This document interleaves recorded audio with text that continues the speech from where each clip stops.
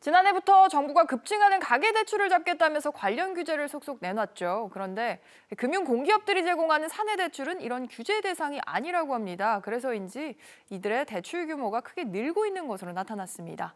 권준수 기자. 네, 권뉴스입니다. 좀 재미있는 통계인 것 같습니다. 금융당국 산하에 있는 공기업들 사내대출이 지금 급증하고 있다고요?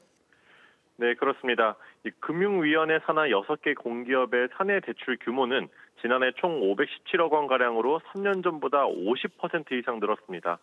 같은 기간 이용자 수도 60%가량 크게 늘었는데요. 이 생활안정자금이나 주택자금으로 주로 쓰인 금융공기업 사내 대출은 그 규모가 점점 커질 뿐만 아니라 금리도 계속 낮아지는 추세입니다. 특히 산업은행의 사내 대출은 1.68%로 이용자 수도 가장 많았는데요. 이 주택금융공사나 예금보험공사도 시중은행보다 낮은 1%에서 2% 초반대 금리로 대출을 제공하는 것으로 나타났습니다. 전해준 이런 금융공기업의 사내대출은 규제에도 지금 안 걸리는 거죠? 네, 가계대출을 제한할 때 쓰이는 총부채 원리금 상환 비율, 즉 DSR 규제나 주택담보대출을 내줄 때 산정하는 LTV 규제에도 모두 걸리지 않습니다.